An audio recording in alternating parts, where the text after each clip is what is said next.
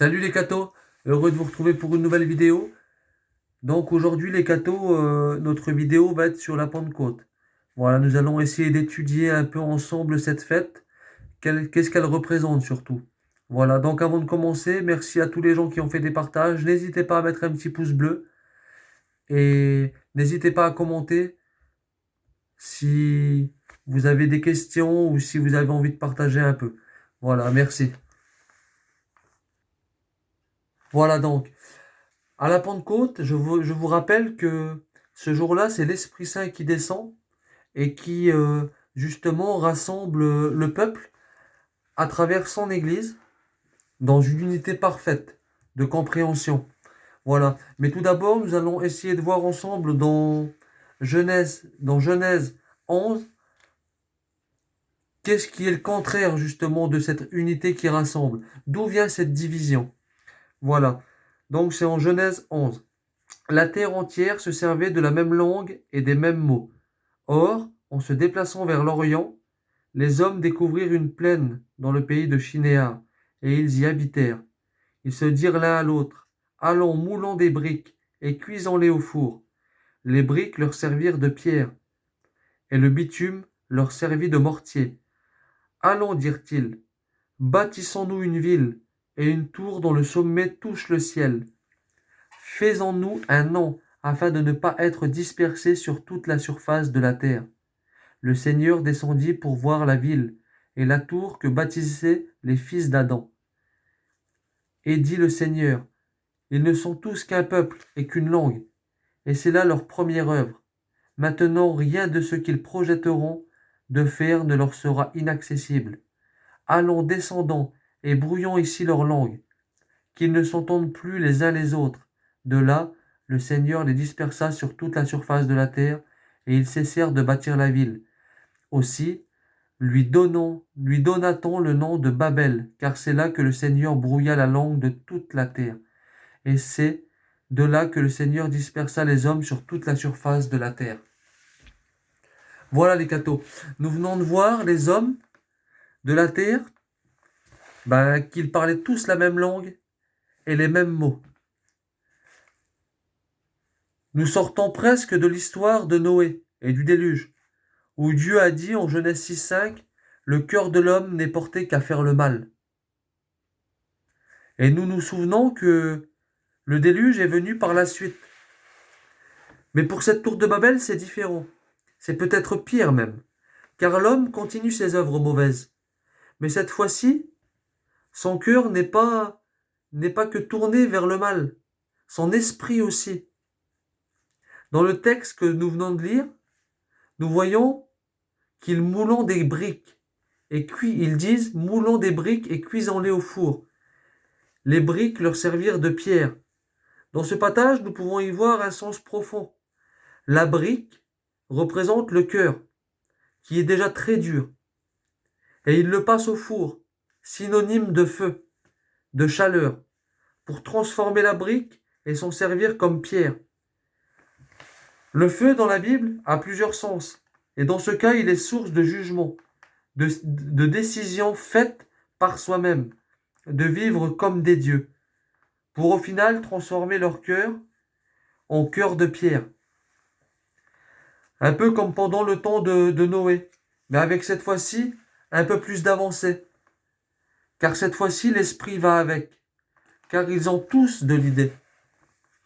La méchanceté ne s'arrête pas à la violence, mais à une tour qui est l'œuvre de l'esprit, qui est parfaitement en adéquation avec le cœur.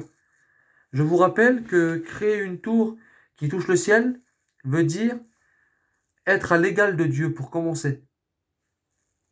Mais Dieu, qui sait tout, voit que leur projet est mauvais. Dieu voit que c'est leur première œuvre, et que s'ils la réussissent, plus rien ne pourra les arrêter. Et Dieu décide donc de brouiller leur langage, pour qu'ils ne se comprennent plus, et les disperse sur les quatre coins de la terre. Et ils cessèrent de bâtir cette ville, comme nous l'avons vu. Mais pour plus d'explications, je vous renvoie à ma vidéo sur la tour de Babel, pour rentrer plus en profondeur dans ce mystère de la division des hommes et du langage sur toute la surface de la terre. Voilà les cathos. Étant à l'image de Dieu, l'homme a été créé bon. Mais par le péché et ses propres décisions, il se dégrade et devient de plus en plus mauvais. Son cœur est pierre et son esprit va avec. Mais comme dans toute bande, nous sommes forts, puissants et on paraît indestructibles. C'est pourquoi Dieu les sépare.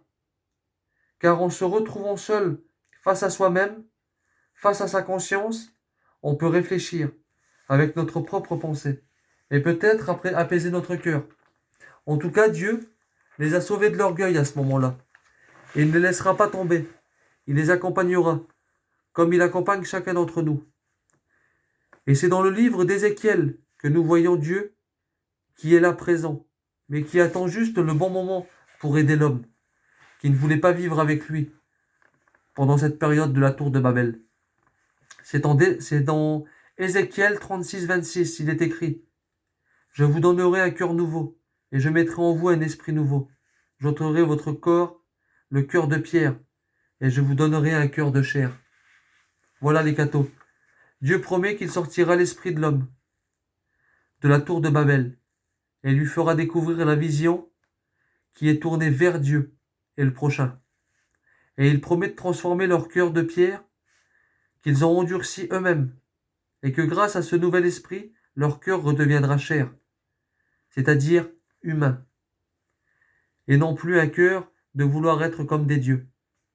Voilà les cathos, un court résumé de l'homme qui, par sa méchanceté et sa convoitise, se retrouve dispersé partout dans le monde, à ne plus pouvoir se comprendre. Mais Dieu a promis une solution pour les sortir de cela, comme nous l'avons vu. Voilà les cathos. Et ce cœur de pierre, se laisse quand même tout doucement guider par la venue de Jésus. Si la pierre est ténèbres, Jésus est lumière. Et cette lumière, comme nous l'avons vu, guide les mages, puis les apôtres, puis le peuple, puis nous tous. Si la tour de Babel était division, cette nouvelle tour qui est la croix du Christ, élevée de terre, pour amener tous les hommes à lui, quant à elle, est tout le contraire. Elle est unité. Des hommes pour leur salut.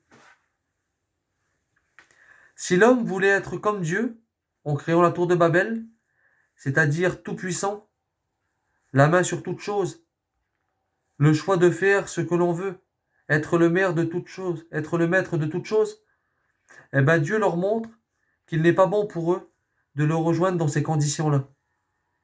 Car avant qu'ils n'atteignent le sommet, l'orgueil, le mépris, la convoitise et tout autre mal auraient rempli leur cœur et leur esprit. Et donc Dieu leur montre un autre chemin pour les rejoindre, la croix du Christ. Et ce chemin est un tout autre, car il est source d'amour, d'aide au prochain, d'abandon de soi-même et de vérité. Mais pour atteindre une telle perfection, il nous faut de l'aide. Et cette aide, le Christ nous l'envoie après être parti vers son Père. Cette aide est l'Esprit Saint. Comme nous le voyons dans Jean 16, 7, Jésus dit « Cependant, je vous ai dit la vérité. Il vous est avantageux que je m'en aille, car si je ne m'en vais pas, le Consolateur, donc l'Esprit Saint, ne viendra pas vers vous. Mais si je m'en vais, je vous l'enverrai. » Et c'est dans le livre des Actes des Apôtres que ces paroles du Christ qu'il vient de nous dire prend tout son sens. Au chapitre 2, versets 1 à 11, il est écrit « Quand arriva la Pentecôte, le 50e jour après Pâques, ils se trouvaient réunis tous ensemble. Soudain, il vint du ciel un bruit pareil à celui d'un violent coup de vent. Toute la maison où ils se tenaient en fut remplie. Ils virent apparaître comme une sorte de feu qui se partageait en langues, et qui se posa sur chacun d'eux.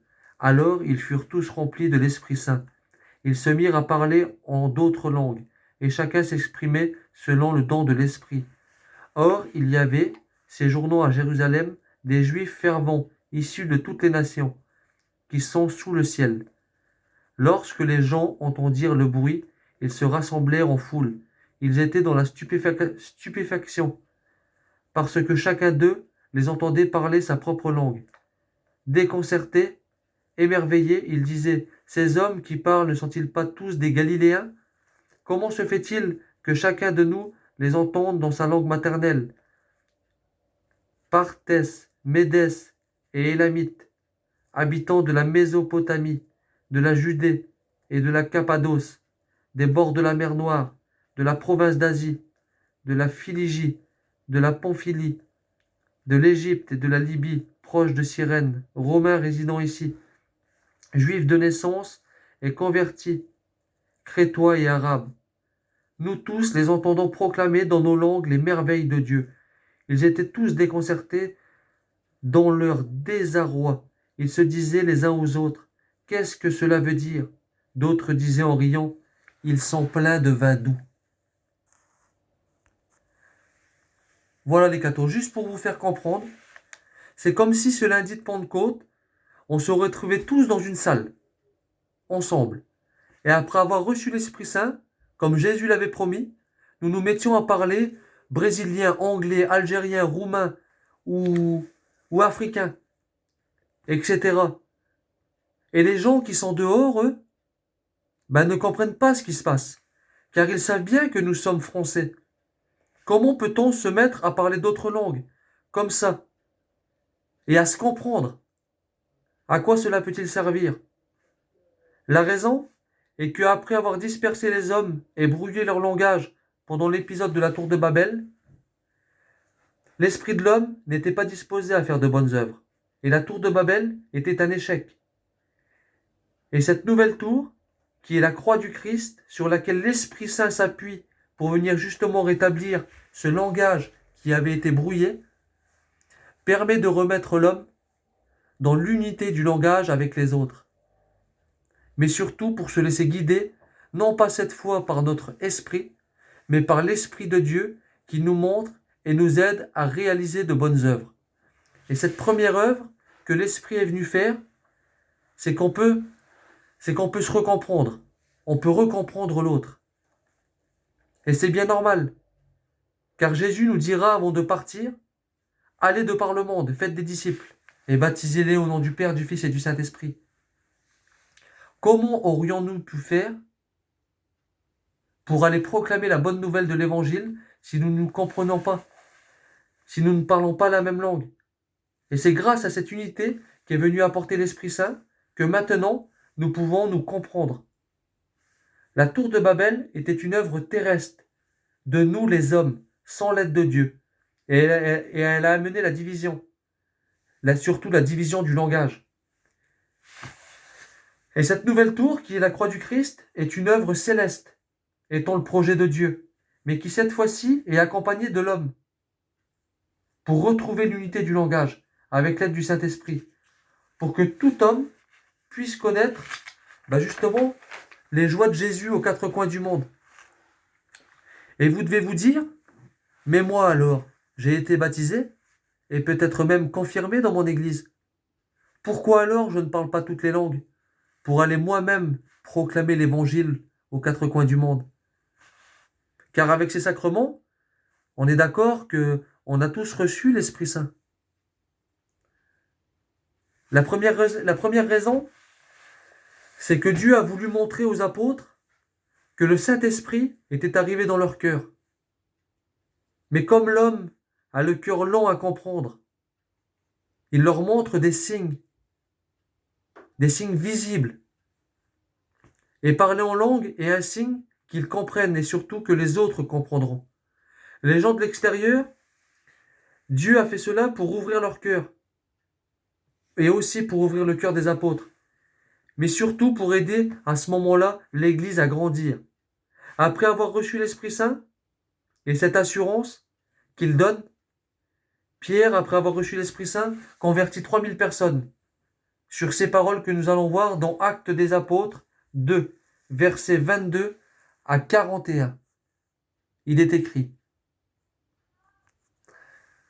Voilà donc pour répondre au départ, au moment où les gens rient et qu'ils croient à ce moment-là que les apôtres sont sous, ivres, parce qu'ils commencent à parler d'autres langues et à se comprendre, Pierre leur répond: non, ces gens-là ne sont pas ivres, comme vous le supposez, car il n'est que 9 heures du matin. Mais ce qui arrive, c'est que ce que Dieu avait voulu, est dit par le prophète Joël. Voilà. À ce moment-là, Pierre prend la parole et commence déjà à défendre par son autorité les gens qui sont autour de lui. Car il est 9 heures du matin et ils ne sont pas ivres. Et il dira ensuite, hommes d'Israël, écoutez ce message. Il s'agit de Jésus le Nazaréen, cet homme dont Dieu a fait connaître la mission en accomplissant par lui des miracles, des prodiges et des signes au milieu de vous. Comme vous le savez bien, cet homme, livré selon le plan de la volonté de Dieu, vous l'avez fait mourir, en le faisant clouer à la croix par la main des païens. Or, Dieu l'a ressuscité en mettant fin aux douleurs de la mort, car il n'était pas possible qu'elle le retienne en son pouvoir. En effet, c'est de lui que parlait le psaume de David.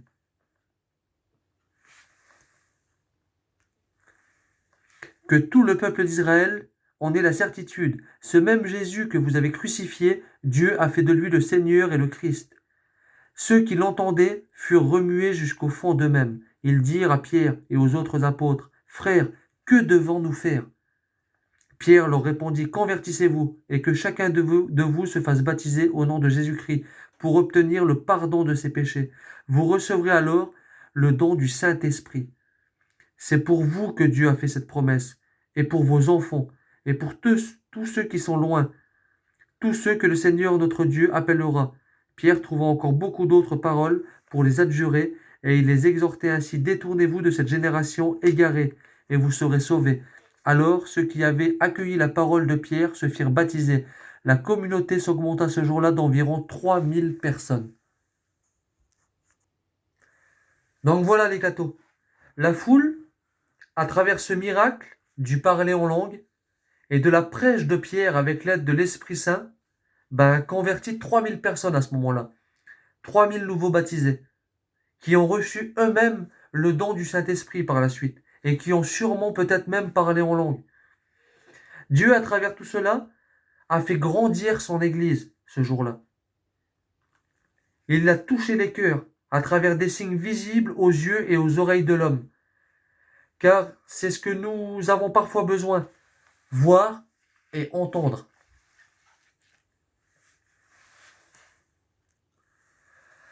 Voilà, donc les disciples ont parlé toutes les langues. Donc quand on dit disciples, on parle bien de tous ceux qui suivent le Christ. Comme moi je suis un disciple en tant que baptisé, et que toi tu es un disciple en tant que baptisé. Ou même en tant que suivre le Christ. Ainsi Dieu a voulu manifester la présence du Saint-Esprit en faisant parler toutes les langues à ceux qui l'avaient reçu. Il faut comprendre en effet qu'il s'agit bien du Saint-Esprit par qui l'amour est répandu dans nos cœurs. Et parce que l'amour devait rassembler l'Église de Dieu sur toute l'étendue de la terre, donc justement l'inverse de l'épisode de la tour de Babel qui a divisé les gens aux quatre coins de la terre, cette fois-ci, l'amour devait rassembler l'Église de Dieu sur toute l'étendue de la terre, donc avec l'aide de l'Esprit Saint, alors même un seul homme le pouvait, en recevant le Saint-Esprit, qui lui faisait parler toutes les langues. Et maintenant que l'Église est rassemblée par le Saint-Esprit, c'est son unité qui parle toutes les langues. Par conséquent, je reviens à ce que je vous ai dit tout à l'heure, si quelqu'un dit à l'un d'entre nous, « Est-ce que tu as reçu le Saint-Esprit ?» Car je m'aperçois que tu ne parles pas toutes les langues. Eh bien, voici ce qu'il faut répondre. Parfaitement, je parle toutes les langues. Car je suis dans ce corps du Christ, qui est l'Église, laquelle parle toutes les langues. En effet, par la présence du Saint-Esprit, qu'est-ce que Dieu a voulu manifester sinon que son Église parlerait toutes les langues? Ainsi, s'est accomplie cette promesse de Jésus. Personne ne met le vin nouveau dans de vieilles outres, mais on met le vin nouveau dans des outres neuves, et le tout se conserve. On comprend donc, dans ce texte, que certains, en entendant les disciples parler toutes les langues, disaient « ils sont pleins de vin doux ». Vous vous souvenez? En effet, ils étaient alors devenus des outres neuves, étant renouvelés par la grâce de la sainteté. Ainsi rempli de vin nouveau, c'est-à-dire rempli d'Esprit Saint, il bouillonnait en parlant toutes les langues.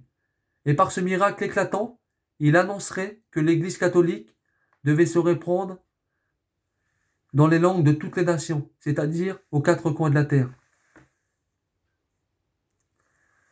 Voilà donc, vous êtes établis dans toutes les nations, dans tous les pays. Vous êtes donc l'Église du Christ, les membres du Christ, le corps du Christ, l'épouse du Christ. Et l'apôtre vous dit, supportez-vous les uns les autres avec amour, rassemblés dans la paix, ayez un cœur de garder l'unité dans un même esprit, cet Esprit Saint qui nous conduit tous dans le corps du Christ. Voilà les cathos. Vous parlez donc tous les langues à travers l'unité que Dieu a établie dans le corps du Christ, que vous faites partie, et dont le Christ est la tête, pour être nos yeux et nos oreilles, pour avancer dans ce chemin de purification qui est la terre. La tour de Babel n'est plus car elle était division. L'Église catholique, qui découle, je vous le rappelle, du côté de la nouvelle tour, qui est le Christ, nous conduit dans cette unité qui est l'amour du prochain. Et comme nous dirait saint Irénée, ni les églises qui ont été fondées en Germanie. Dans ce texte, je vais vous le lire. Voilà donc. Ni les églises qui ont été fondées en Germanie, ou en Ibérie, ou chez les Celtes, ni celles de l'Orient, d'Égypte ou de Libye, ni celles qui sont au centre du monde, c'est-à-dire Jérusalem, ne diffèrent quant à la foi ou à la tradition, mais ainsi que le soleil créé par Dieu est unique, est le même dans le monde entier, la prédication de la vérité resplendit partout, et elle illumine tous les hommes qui veulent parvenir à la connaissance de la vérité. Et celui qui excelle dans les discours ne dit rien d'autre que ceux qui sont à la tête de l'Église. Personne n'est en effet plus grand que le Maître, et celui qui s'exprime avec peine ne diminue en rien la tradition. On n'amplifie pas la foi et en parlant beaucoup, et on ne la diminue pas en disant moins, car la foi est une, est identique. Voilà les cathos. Restons donc dans le même esprit, avec ta langue, comme ton frère qui reste à l'autre bout de la terre, dans sa langue, et annonce la même chose que toi. C'est-à-dire la foi de l'Église, dont nous sommes le corps et Jésus est la tête. Pour se laisser transformer dans l'esprit, pour que Dieu transforme notre cœur de pierre en cœur de chair comme il l'a promis. Voilà donc les cathos. Cette vidéo touche à sa fin sous la Pentecôte. Donc j'espère que vous avez arrivé à comprendre en gros les bases de cette division à propos de la tour de Babel et l'Esprit Saint qui tombe à la Pentecôte et qui nous réunifie tous à travers le baptême et à travers cette communion du monde entier dans le corps du Christ pour unifier l'Église dans le monde entier. Voilà donc les cathos, cette vidéo touche à sa fin. Que Dieu vous bénisse et à plus les cathos.